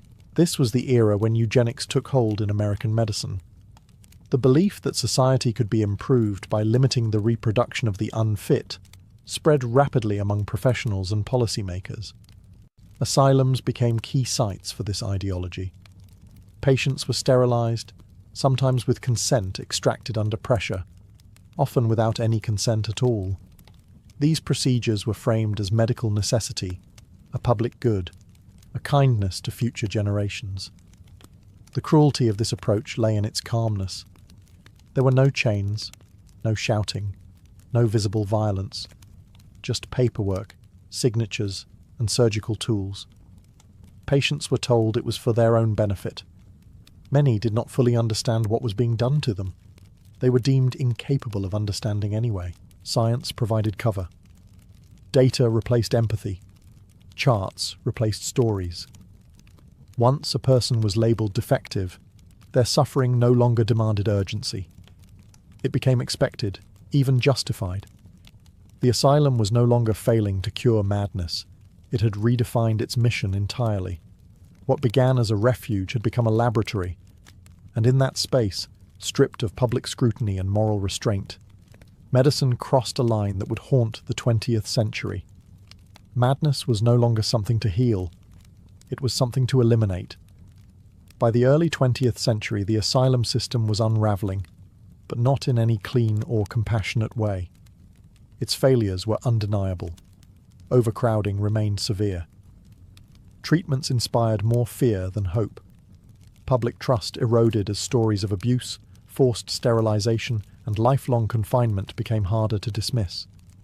Yet despite all this, the system persisted, not because it worked, but because nothing had replaced it. States began cutting costs. Funding declined. Staff shortages worsened. Buildings aged and decayed. Asylums that once symbolized progress now looked like ruins of misplaced confidence. Patients lived among peeling walls, broken windows, and institutional fatigue. Reform had stalled. Abolition felt impossible. The system limped forward out of inertia. Medical thinking began to shift again. New psychiatric theories emerged. Some doctors questioned mass institutionalization entirely. Others argued that mental illness required medical hospitals, not custodial warehouses. But these ideas moved slowly, tangled in bureaucracy and fear. Closing asylums meant answering an uncomfortable question. Where would everyone go? The answer, for decades, was nowhere. Patients remained institutionalized simply because they had always been there. Many had no homes to return to, no families willing to claim them, no skills for life outside. The asylum had not just confined them, it had erased their place in society. When closures finally began, they were abrupt and poorly planned. Patients were released with minimal support, handed small stipends or addresses scribbled on paper. Some found care. Many did not. Homelessness rose. Jails filled. The problem had not disappeared. It had shifted location. The end of the asylum era was not a triumph. It was an evacuation. Society acknowledged that mass confinement was wrong, but failed to build anything humane in its place. The walls came down, but the thinking behind them lingered. What remained was a population shaped by decades of neglect and a public uneasy about responsibility. Madness had once been hidden behind stone and iron. Now it returned to streets and institutions, unprepared to handle it. The asylum collapsed, not because its work was done, but because its contradictions could no longer be ignored. And yet, the people it confined were still waiting for something better to take its place. The American asylum system did not end with a revelation. It ended with exhaustion. There was no single moment of reckoning, no collective apology, no clear acknowledgement of the harm done. Buildings were closed, repurposed, or abandoned. Records were boxed away. Cemeteries remained, often unmarked, filled with people whose lives had been reduced to diagnoses and intake dates. What the asylums left behind was not just physical ruin, but a legacy of fear and misunderstanding. Mental illness remained something to manage rather than understand, to relocate rather than address. The language changed. The structures shifted. But the impulse to separate, to control, to hide discomfort, did not disappear. It adapted. Modern psychiatry learned from the worst excesses of the asylum era, but it also inherited its blind spots. Treatment improved, but access did not. Care moved into communities without providing communities the tools to support it. The result was familiar. Jails, shelters, and emergency rooms replaced asylums as default containment spaces. The walls were gone, but the logic remained. The people once confined rarely entered history as individuals. Their stories were fragmented, preserved in case notes rather than voices. They appear as symptoms, behaviours, outcomes, rarely as people with desires, memories, or relationships. The asylum erased identity so thoroughly that even its victims were denied narrative. Yet there is something to be learned in that erasure. The rise of American mental asylums reveals how easily good intentions can harden into systems of harm. How fear, when paired with certainty, produces institutions that silence rather than heal. How science, when detached from compassion, becomes justification rather than care. The asylums were built with hope. That matters. But so does what followed. They remind us that solutions rooted in exclusion will eventually collapse under their own weight. That suffering cannot be managed indefinitely by moving it out of sight. Madness was feared. It was hidden. It was misunderstood. And in the attempt to control it, society built places that reflected its deepest anxieties. The asylums are gone, but the question they raised remains unresolved. How do you care for what you are afraid to see? The Victorian era lived in a constant state of contradiction. It celebrated reason, progress, and scientific discovery, yet it was surrounded by uncertainty at every turn. Cities expanded faster than they could be understood. Machines replaced human labour. Diseases swept through crowded neighbourhoods without warning. Death was common, visible, and often sudden.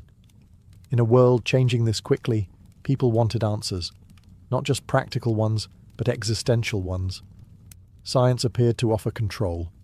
New discoveries promised to explain nature, the body, and the mind with mechanical precision. Electricity could animate dead muscle. Chemistry could transform matter. Anatomy could reveal the hidden structure of life itself. For Victorians, science was not abstract theory. It was spectacle, authority, and hope wrapped together. Yet science also created fear. As traditional religious explanations weakened, people were left with questions that science could not fully answer. What was consciousness? Where did the soul reside? What happened after death? The more science illuminated the physical world, the darker these unanswered spaces became. Victorians did not abandon belief. They rearranged it. This is where obsession took hold. The era became fascinated with anything that promised certainty about the human condition. Measurement replaced mystery, but mystery crept back in wearing scientific language. Devices, diagrams, and demonstrations gave superstition a new vocabulary. What could not be proven was still eagerly tested. Public lectures filled halls. Demonstrations drew crowds. Museums displayed human remains alongside machines. Scientific authority was theatrical, performative, and deeply persuasive. To question it felt backward, even immoral. Progress demanded belief. At the same time, grief saturated daily life. Child mortality was high. Epidemics were frequent. Mourning rituals were elaborate and constant. Victorians desperately wanted reassurance that death was not an ending, but a transition. Science, paradoxically, became a way to approach the spiritual without surrendering rational respectability. This tension defined the age. Victorians stood with one foot planted in reason and the other hovering over superstition. They trusted measurement, yet longed for meaning. They dissected bodies, then gathered in darkened rooms to speak with the dead. Science was not replacing belief. It was reshaping it. The Victorian obsession with knowledge was not about progress alone. It was about comfort. And in that search for certainty, the line between discovery and delusion would blur again and again. Phrenology promised something Victorians desperately wanted: a simple explanation for human complexity. According to its practitioners, the mind was divided into distinct faculties, each responsible for a trait like kindness, aggression, intelligence, or morality. These traits, they claimed, physically shaped the skull. By examining bumps and depressions on a person's head, one could read their character as clearly as a map. The appeal was immediate. Phrenology was scientific enough to feel modern, yet intuitive enough to feel accessible. No advanced education required, just trained fingers, a diagram, and confidence. Phrenologists set up practices in cities and towns, offering readings to anyone curious about themselves or others. Parlours hosted skull examinations the way later generations would host personality tests. This was not fringe belief. Respectable Victorians embraced it enthusiastically. Employers used phrenology to evaluate workers. Parents consulted it to guide children's education. Courts flirted with the idea that criminal behaviour could be identified by head shape alone. Phrenology offered certainty in a chaotic world. If morality could be measured, then disorder could be managed. What made it powerful was its moral authority. Phrenology claimed to be objective. It replaced subjective judgment with supposedly neutral observation. In reality, it reinforced existing prejudices. Social class, race, and gender were mapped onto skulls in ways that conveniently confirmed Victorian hierarchies. Poverty became biological. Criminality became destiny. Yet even skeptics were drawn in. Phrenological charts looked precise. Measurements felt reassuring. The language was scientific, even if the foundations were not. To challenge phrenology was to challenge progress itself, and few wanted to appear backward. Public demonstrations turned the practice into entertainment. Lecturers held skulls on stage, pointing out regions of vice and virtue to fascinated audiences. Museums displayed collections of crania, labelled with professions and crimes. Science became spectacle, and spectacle became proof. Eventually, criticism grew louder. Medical professionals began to dismantle phrenology's claims. Evidence failed to support its neat conclusions. But belief lingered long after credibility faded. Phrenology had done its work. It had taught society to see personality as measurable, fixed, and physically determined. More importantly, it revealed something deeper. Victorians were not simply obsessed with skulls. They were obsessed with certainty. They wanted to believe that human behaviour followed rules, that chaos could be mapped, and that morality had physical boundaries. Phrenology would fall out of favour, but the desire it satisfied would resurface again and again, dressed in new language, carrying the same promise, that science could explain who we are and who we are allowed to become. Electricity felt alive to Victorians. It crackled, leapt, shocked, and illuminated.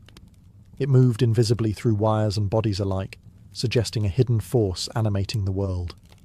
At a time when the boundary between life and death felt frighteningly thin, electricity seemed to promise mastery over that boundary. Public demonstrations drew enormous crowds. Scientists and showmen sent electric currents through severed animal limbs, causing them to twitch and jerk as if reanimated. Audiences gasped as dead muscle responded to unseen power.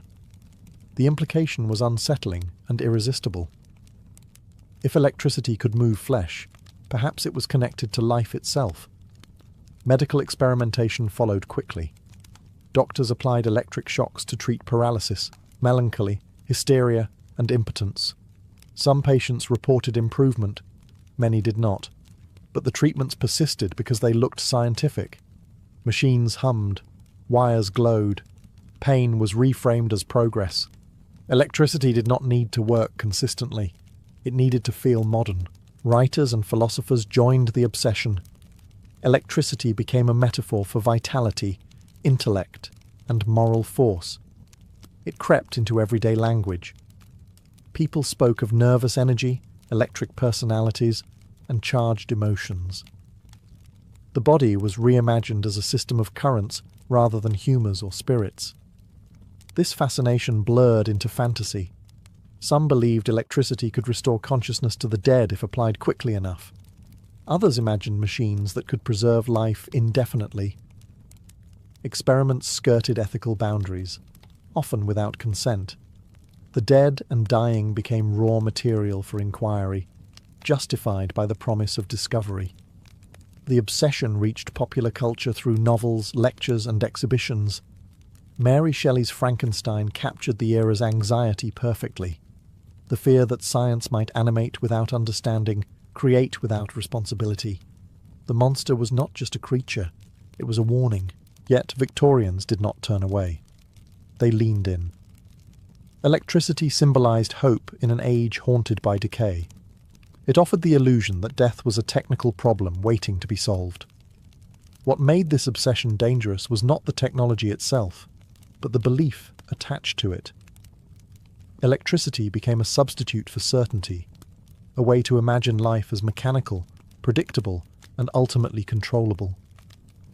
In chasing that vision, Victorians revealed a deeper truth. Their science was not just about understanding the world. It was about escaping the fear that some mysteries might never yield to explanation. If science could not fully explain death, Victorians were willing to consult it. Spiritualism emerged not as a rejection of reason, but as its strange extension. Seances promised communication with the dead through methods that borrowed the language of experiment. Controlled environments, observers, reproducible phenomena. The afterlife, Victorians hoped, could be tested. Darkened parlours filled with respectable families holding hands around tables. Mediums entered trances. Knocks answered questions. Objects moved. Voices whispered from unseen corners. To modern eyes, it looks like theatre. To Victorians, it felt methodical. Conditions were controlled, witnesses were present, conclusions were drawn. Spiritualism thrived because grief was everywhere. Infant mortality, epidemics, and industrial accidents left few families untouched. Traditional religion offered comfort, but not immediacy.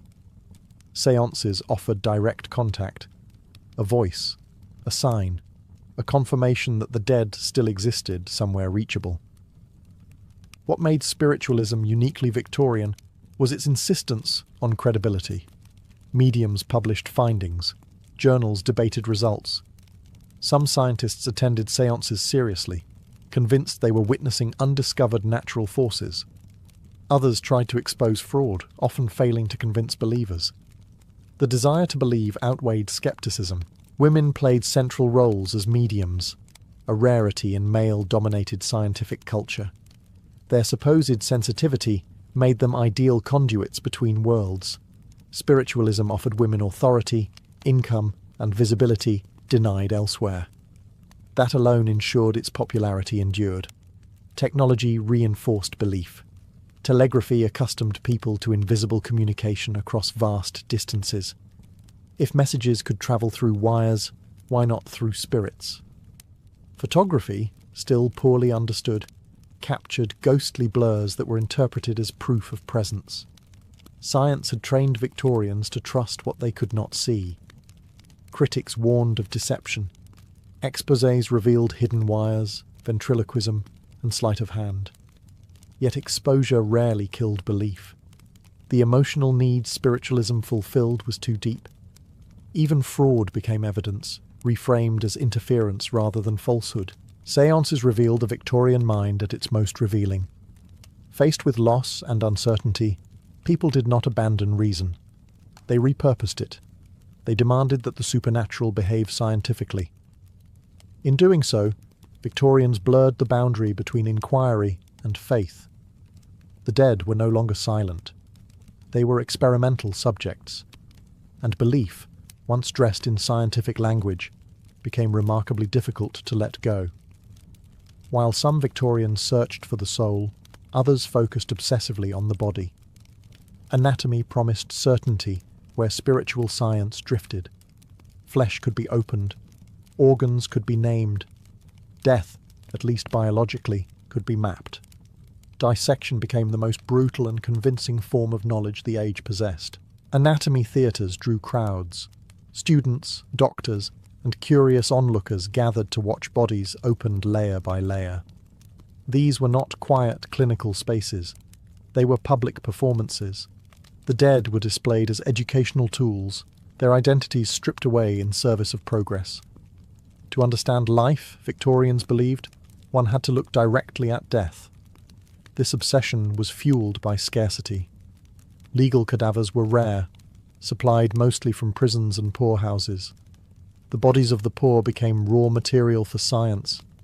Grave robbing flourished to meet demand. Nighttime resurrectionists dug up fresh corpses and sold them to medical schools. Families guarded graves.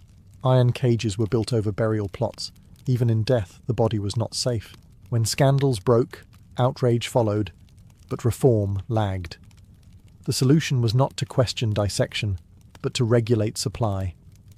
Laws expanded who could be used for anatomy, reinforcing a grim truth. Scientific progress often fed on those with the least power. The poor were dissected so the living could learn. Anatomy reshaped how Victorians saw themselves. The body became mechanical. Organs were components. Disease was malfunction. This framing advanced medicine dramatically, but it also encouraged detachment. Pain became data. Suffering became instructional. Public fascination grew alongside professional practice. Wax models displayed idealized organs and diseases. Museums showcased preserved remains. Medical knowledge entered popular culture, blurring the line between education and voyeurism. Curiosity became normalized, yet beneath the confidence lay unease. Dissection confronted Victorians with uncomfortable truths. The body, once opened, revealed no soul, no moral centre, just tissue.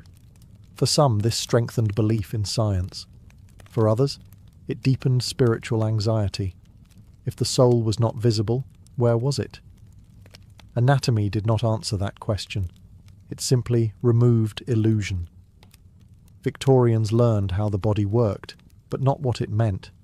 And in that gap, between understanding structure and understanding purpose, obsession flourished. To know the body completely was to hope that nothing essential would be missing when the knife finished its work. As Victorians mapped skulls and dissected bodies, they grew increasingly obsessed with a more unsettling question. Could the mind itself be controlled? Mesmerism offered an answer that felt both scientific and uncanny. Originating from theories of animal magnetism, it proposed that invisible forces flowed through living beings, forces that could be manipulated to influence thought, sensation, and behavior. Public demonstrations were everywhere. Mesmerists placed subjects into trances with gestures, stares, or passes of the hands. Volunteers stiffened, hallucinated, obeyed commands, or claimed freedom from pain. Audiences watched in rapt attention as individuals appeared to surrender their will entirely. The implications were thrilling and terrifying. If the mind could be guided so easily, how much control did anyone truly possess?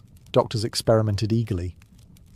Mesmerism was applied to treat anxiety, hysteria, addiction, and chronic pain. Some patients reported real relief, especially during surgeries performed under hypnotic states before anesthesia became common. To supporters, this was proof that the mind held untapped power. To critics, it was evidence of suggestibility and deception. What mesmerism revealed was less about magnetic forces and more about vulnerability. Victorians were discovering that belief itself could alter perception, pain could be muted, memory could shift, identity could blur.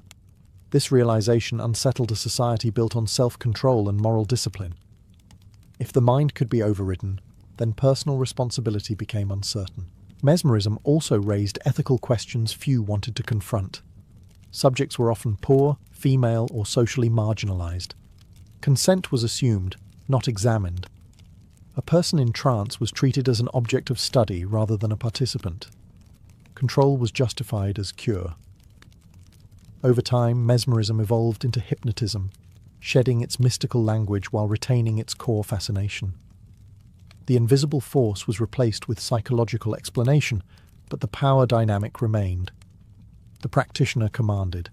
The subject complied. Science once again offered authority over the unseen. Victorians did not abandon mesmerism because it failed. They abandoned it because it worked too well at revealing uncomfortable truths. It showed that reason was fragile, that consciousness could be bent, and that the line between influence and domination was thin. In trying to master the mind, Victorians confronted the possibility that the self was not as stable as they believed. And that realization lingered long after the trances ended. Victorians were not content to study ideas in the abstract. They wanted physical proof, evidence that could be seen, labelled, and stored. This impulse gave rise to one of the era's most unsettling habits, the collection of human abnormality. Bodies, bones, organs, and preserved remains filled cabinets, museums, and private collections, each specimen presented as a lesson in deviation. Medical museums became temples of classification. Jars lined with shelves held malformed fetuses, diseased organs, and unusual growths suspended in cloudy liquid. These were not hidden away from public view. Many were displayed openly, toured by students and curious visitors alike. The abnormal body was framed as educational, stripped of identity and reduced to function. Collectors believed they were cataloguing nature's mistakes. Deformity was treated as data. Difference became pathology. The human body was no longer simply human, it was evidence. Doctors compared specimens, searching for patterns that could explain illness, behavior, or moral failure. Once again, certainty was pursued through categorization. This obsession extended beyond medicine. Traveling exhibitions displayed people with physical differences as scientific curiosities. Audiences were told they were witnessing rare biological phenomena, not entertainment. The language of science sanitized voyeurism. To stare was no longer rude. It was educational. Race, disability, and disease were woven into these displays in disturbing ways. Colonized peoples were measured, photographed, and exhibited as evolutionary specimens. Skulls were ranked. Bodies were arranged into hierarchies that conveniently reinforced imperial belief. Science, once again, offered justification for existing power structures. Even death did not grant privacy. Autopsies multiplied. Bodies of the poor were claimed without consent. Remains were kept indefinitely, long after their scientific value faded. The individual vanished beneath the label. What drove this obsession was fear disguised as curiosity. Victorians were terrified of disorder, of bodies that did not behave as expected, of lives that resisted classification. By collecting the abnormal, they believed they were containing it. Knowledge became a form of control, yet these collections revealed more about the collectors than the collected. They exposed a worldview that equated difference with danger and understanding with ownership. To possess the body was to possess the truth. In trying to explain humanity through fragments, Victorians fractured it instead, and the cost of that fragmentation would echo long after the jars were sealed and the cabinets closed. By the late Victorian period, the line between inquiry and ideology had grown dangerously thin. Scientific language carried immense authority, and once an idea adopted its tone, it gained protection from doubt. Hypotheses hardened into truths. Speculation passed as fact. Science was no longer just a method, it was a worldview. Victorians trusted science not only to explain nature, but to define morality, intelligence, and worth. Measurements, charts, and classifications promised objectivity, yet they quietly absorbed cultural bias. Race, class, gender, and ability were reframed as biological destiny. Inequality was no longer a social failure. It was nature, measured and confirmed. This was the era when scientific obsession stopped asking questions and started giving answers it could not support. The language of proof was used to silence debate. If something was scientific, opposing it seemed irrational, even dangerous. Belief no longer required faith. It required citation. Institutions reinforced this authority. Universities, museums, hospitals, and journals circulated ideas with shared assumptions. Each cited the other. Circular certainty replaced skepticism. Once embedded, flawed ideas became self-sustaining. To challenge them meant challenging progress itself. The public followed eagerly. Victorians were taught to admire expertise, even when it contradicted lived experience. A diagnosis outweighed testimony. A chart outweighed suffering. The individual disappeared beneath the category. Science became a filter through which reality was interpreted, not questioned. Yet anxiety lingered beneath the confidence. The more Victorians tried to explain everything, the more they sensed something essential slipping away. Consciousness, meaning, and morality resisted reduction. Spiritual movements persisted not because science failed, but because it succeeded at removing mystery without replacing comfort. In response, science itself took on religious qualities. Experts replaced priests, lectures replaced sermons, laboratories replaced sanctuaries. The promise was salvation through understanding. The price was doubt. This was the paradox at the heart of Victorian obsession. They wanted certainty, but certainty demanded belief. And belief, once granted scientific authority, became remarkably difficult to dislodge. Science had not defeated superstition. It had absorbed it. And in doing so, Victorians created a legacy that still lingers today. A faith in knowledge so strong that it can forget to question itself. Victorian scientific obsession was not a failure of intelligence. It was a reflection of fear. Fear of death, disorder, and meaninglessness in a world changing too fast to feel stable. Science offered light, but it also cast long shadows. Victorians stood between those extremes, convinced that if they leaned hard enough toward reason, the darkness would retreat. What they discovered instead was ambiguity. Every answer raised new questions. Every discovery exposed new uncertainty. The skull did not reveal the soul. Electricity did not explain consciousness. Dissection mapped the body, but left meaning untouched. Science illuminated mechanisms, not purpose. In response, Victorians did what humans often do when certainty slips away. They filled the gaps, sometimes with hope, sometimes with superstition dressed as data, sometimes with systems that promised order at the cost of compassion. Their obsessions were not random. They followed emotional need. The tragedy was not curiosity itself. Curiosity built modern medicine, technology, and understanding. The tragedy was certainty without humility.